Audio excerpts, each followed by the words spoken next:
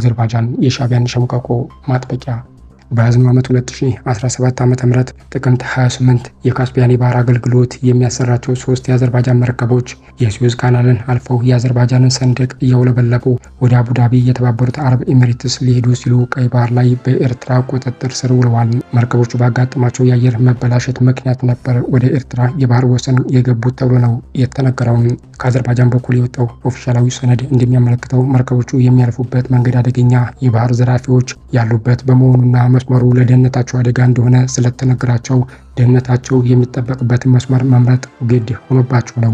በዚህ ወቅት በኤርትራ የባህር መስመር ሲያልፉ በተፈጠረ የአየር መዛባት መስመሩን ጥሰው እንዲገቡ ወደ መገደድ ሲደርሱ VHF 16 ቻናል የተባለውን ዓለም አቀፉ የግንኙነት መንገድ በመጠቀም ወደ ኤርትራ ጥሪ ቢያስተላልፉም ምንም ምላሽ አላገኙም። ይህ ይፋ የሆነው ሰነድ እንደሚያመላክተው ወደ ኤርትራ ወሰን መግባት የተገደሉት መርከቦች ሐሙስ ጥቅምት 28 ወደ 10 ሰዓት አካባቢ የኤርትራ ባህር ኃይል ኖርዝ ላቲቱድ እንደ ኢስት ሎንጊቱድ መገናኛ ላይ ወደ አሰብ አካባቢ ሶስቱንም መርከቦች በቁጥጥር ስር አውለዋቸዋል። ከኤርትራ የተሰጠው ምክንያት መርከቦቹ አቅጣጫቸውን ቀይረው በኤርትራ ባህር ኃይል የተሰመረውን መስመር በማለፋቸው ነው የሚል ነው። ባህር ኃይል የተባለው ከመርከቦቹ ለቀረበለት ጥሪ ለምን ምላሽ እንዳልሰጠ ምንም ያለው ነገር የለም። በመርከቦቹ ውስጥ 18 የመርከቡ ሰራተኛ የአዘርባይጃን ተወላጆች፣ 6 ደግሞ የሌላ ሀገር ተወላጆች በድምሩ 24 ሰዎች እንዳሉ ሰነዱ ያብራራል። የታገቱት መርከቦች የአዘርባይጃን ጉዳይ ብቻ ሳይሆኑ የእስራኤል ናቸው። ኤርትራ ከኢራን ጋር ካላት የቀረበ ግንኙነት አንጻር በመርከቦቹ የተጫነውም ሆነ የኤርትራ ድርጊት እስራኤልን በቀጥታም ይሁን በተዘዋዋሪ መንገድ የሚነካ ነው። ኤርትራ ከኢትዮጵያ ጋር ካላት የሻከረ ግንኙነትም ይሁን ከኤርትራ ጋር ካላት ፍቅር በእነዚህ መርከቦች ላይ የምትወስደው ውሳኔ ግን ትልቅ ዋጋ ሊያስከፍላት እንደሚችል ይገመታል። መርከቦቹን ከመልቀቅ መዘግየቷም አንዱ ተጠቃሽ ይህ ይሆናል። መርከቦቹን በሰላም እንኳን ብትለቅ የፈጸመችው የባህር ላይ ውንብድና ለአካባቢው የበለጠ የስጋት ምክንያት ያደርጋታል። የቀጠናውና ጂኦፖለቲካውን በጥሞና የቃኝ አካሄድ መከተል ይህ ክስተት ለኢትዮጵያ በርካታ በረከቶችን ይዞ እንዲመጣ የሚያስችል ነው። በአንድ በኩል ኤርትራ ወሳኝ የሆነውን የባቢል መደብ ሰርጠን በመቆጣጠር መቀጠል በቀጠናው የጦር ቤዝ ለመሰረቱ ሀገራት ሰላም የሚነሳ በመሆኑ ትኩረት እንዲሰጥበት አያላኑ የማሳሰብና ወደ ውሳኔ የማድረስ ስራ ነው።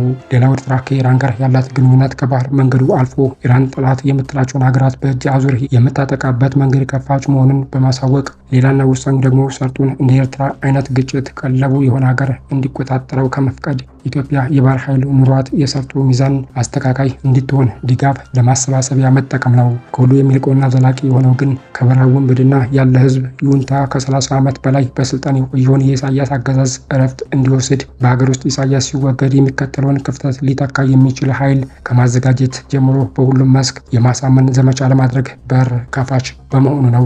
ትናንት በየዓላማቱ እየዞሩ የኢትዮጵያን ስም ሲያጠፉ የነበሩት ሁሉም ባይሆኑ የሚበዙትን ሞት ወስዷቸዋል። አሁን ባለቀ ጊዜ ላይ ቆመው የሚያላዝኑትም ለመቃብር ቅርብ ናቸው። 30 ዓመት ሙሉ ወንድምና እህቱን ሲገድል ኑሮ ነጻነት አወጅ ካለ በኋላ እግሬ አውጭኝ እያለ ከፊትና ከኋላ እየተተኮሰበት አዲስቷን ኤርትራ እየጣለ ባህር ገብቶ የሰመጠው በረሃ ገብቶ የቀረው ተሳክቶለት እስራኤል ሳይቀር መጠጊያ ያደረገው ሁሉ አሁን ላይ ወይ ሀገር የሚልበት ጊዜ ላይ ደርሷል።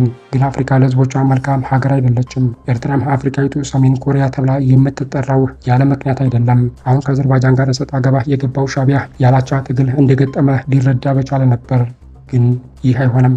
በለው ያዘው ጥለፈው እያለ የኖረ ትውልድ ሚዛናዊ ሆኖ አቅምና የአካባቢን ፖለቲካ መዝኖ ነገርን መፍታት አይችልም። የሱዳን ህዝብ መከራ በራሱ በሱዳን መሪዎችና በውጭ ኃይሎች ድጋፍ እየጋመና እየፋመ እንሆ እልፎችን ጨርሷል። ዓለም ስለ ፓለስቲናውያን መራብና መቸገር ሲጠበብ 40 ሚሊዮን ረሃብተኛ ስለፈሰሰባት ሱዳን ግን ግድ አይሰጠውም። ምዘናው የቆዳ ቀለም ነውና ግንኛ አይገባንም። ቢገባንም ወንድምና እህታችን የምናሰቃይ ለነጭ አደግዳጊ ሆነን እየታየን ነው። መቼ ይሆን የምንነቃው? መቼ ይሆን ጦርነት በቃ የምንለውስ? አሁን ማን ይሙት ሻዕቢያ እንደገና ጦርነት ለመቅጠም ክተት ማለት ነበረበት? በጭራሽ። ለዚህ ነው ወያኔና ሻዕቢያ የአንድ ሳንቲም ሁለት ገጽታዎች ናቸው የምንለው። ወያኔ 50 ዓመት የትግራይን ህዝብ ሲገድልና ሲያስገድል በስሙ ሲነግድበት ኑሮ ዛሬ ይለይለት ብሎ በትግራይ ምድር ላይ አርሚ 24 የሚባለው እናቶችና አባቶችን ተኩሶ እንዳቆሰለና ደማቸውን እንዳፈሰሰ መረጃዎች እየወጡ ነው።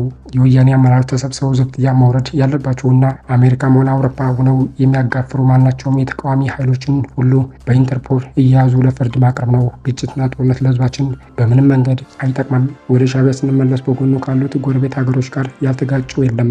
ሁለት ወደቦችን ይዞ ቁጭ ያለው ይህ ህልፈተ ቢስ መንግስት ለኤርትራ ህዝብም ሆነ ለጎረቤት ሀገሮች አልጠቀመም አይጠቅምምም። ሲጀመር እድሜ ለወያኔ ሀገር ቆርሶ ሰጠው እንጂ ዛሬ ላይ ወደብ ለማኞች ባልሆንም ነበር። ኢትዮጵያና ኤርትራ ከልብ ሰላም ፈጥረው ስንት አብረው የሚሰሩትና የሚያድጉበት ጉዳይ እያለ ዛሬም የምናላዝነው ይህንኑ ነው። ኦማን ላይ የኤርትራው ተወካይ ይዘላብድ የነበረው ኢትዮጵያን የመክሰስና የወንጀል ጉዳይ በቅርብ ምሳሌነት ይጠቅሳል። ልክ ነው። ሻዕቢያ የወያኔ ግብዓተ መሬት ተመኝቶ ነበር፣ ያ አልሆነም። በዚህና በሌላም ጉዳይ ጠቅላይ ሚኒስትር አብይና ፕሬዝዳንት ኢሳያስ አፈወርቂ ባይግባቡ በሚያግባባቸው ነገር ላይ በማተኮር የህዝባችን ሰቆቃ ለመለወጥ በሰሩ ነበርም። ያቀርቶ አሁን ቀረቶ ቀረሽ ዲስኮር በዚህም በዚያም ይሰማል። ይህ ደግሞ ዳግመኛ ውርደት ነው። ጦርነት የመንግስታት ውድቀት ዋዜማ ነው። ጠቅላይ ሚኒስትር አብይ የወደብ ወይም የባህር በር መውጫ ጥያቄ ማቅረቡን እንደ እብደት ያዩ አሉ። የጥያቄው መነሳት ህጋዊና የዛሬው ትውልድ ባያሳካው ቀጣዩ የሚያሳካው ሀሳብ ነው ባይ ነኝ። ስለዚህ በዚህም በዚያም ጠቅላይ ሚኒስትሩን በዚህ ዙሪያ ላይ ጥላሸት ለመቀባት የተደረገው ሙከራ ሁሉም ፎርሽና ከእውቀት የራቀ ነው። ግን የሚሰማ ጆሮ የሚያይ አይን እያለን ስራና ተግባርን መዝነን ስንዴን ከእንክርዳዱ መለየት ሲኖርብን በጥላቻ ብቻ ተሞልቶ የሰውን በጎ ሀሳብና መልካም ስራ ማጣጣል ተገቢ አይደለም። 120 ሚሊዮን ህዝብ የሚርመሰመስባት ኢትዮጵያ በህጋዊ መንገድ የባህር መውጫ ማግኘቷ አይቀሬ ነው። ጊዜ ሊፈጅ ይችል ይሆናል፣ ግን ይሆናል። ደግሞስ መሬቱ በአፋርና በአካባቢው የተናደ አይደል? ምናልባት ቀይ ባህር ሰመራ ይገባና ጀልባችንን ይዘን እንሸራሽር ይሆናል። ግራም ነፈሰ ቀኝ እንዲህ ዓለማችን ባጋደለችበት ጊዜ ኢትዮጵያና ኤርትራ በጠላትነት መፈላለጋቸው የጠላት መፈንጫና መጠቀሚያ ለመሆን እንጂ ለህዝባችን ኢምንት የሚተርፈው ነገር የለም። ራሻ አገር አቋርጣ ሱዳን ፖርት ላይ የባህር ወደብ ካገኘች ቻይና፣ አሜሪካ፣ ፈረንሳይና ሌሎችም ጅቡቲን እንደ ጉንዳን ከወረሩ ኢትዮጵያ የባህር በር ጥያቄ ማቅረቧ ስህተቱ የቱ ላይ ይሆን? ጥቁሩን እየናቀው ነውን?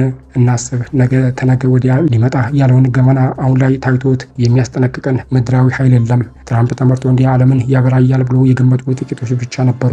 በቅርብ በወጣው ዘገባ እስራኤልና ግብጽ ሳይቧቅሱ አይቀርም። በሰናይ ምድረ በዳ ጉዳይ የሚታዩ ችግሮች አሉ። ሐማስና እስራኤል ገና አለይላቸውም። የሊባኖሱ ታጣቂ ቡድን ህዝቡላ እንደገና ታጥቆና ፎክሮ ብቅ ማለቱ አይቀሬ ነው። የራሽያና የዩክሬን ጉዳይ አስከፊ ደረጃ እየደረሰ ነው። በተለይ አውሮፓውያን ወታደር ዩክሬን ላይ ለማስፈር ከሞከሩ ውጊያው በእነርሱና በራሽያ ይሆናል። እንግዲህ አድርገውና ከሆነ ለሶስተኛው ዓለም ጦርነት ፍልሚያ የበለጠ ያስጠጋናል። 1.4 ቢሊዮንና 200 ሚሊዮን የእስልምና ተከታዮች የሚኖርባት ህንድ ከቻይና ጋር በዚህም በዚያም ይነታረካሉ። እረ ስንቱ ቻይና ይገባኛል የማትለው ደሴትና ስፍራ የለም። ግን የሀገራት መደርጀት የጦርነት ውጤትን መጨረሻ አያሳይም። በቪየትናም፣ በኢራቅ፣ በአፍጋኒስታን ሀያላን መንግስታት ተደቁሰውና ደቁሰው ተፈትልከዋል። ጦርነት የገበጣ ጨዋታ ነው። የተጨበጠን ነገር በትኖ ባዶ ይዞ መመለስ። ኤርትራም ልብ ከሰጣት የታገቱ መርከቦችን ለቃ ሰላም ከጎረቤቶቿ ጋር በመፍጠር ቢቻል እድሜው የገፋው የሻዕቢያ ባለስልጣን ሁሉ ፕሬዝዳንቱን ጨምሮ ስልጣን በመልቀቅ አዲስ ትውልድ እንዲመራ ቢፈቀድ የኤርትራ የወደፊት ዕጣ ብሩህ ያደርጋል። ሌላው ሁሉ ተፍ ተፍ ከንቱና የመተላለቂያ መንገድ ነው። ግጭትና ጦርነት ሊበቃን ይገባል።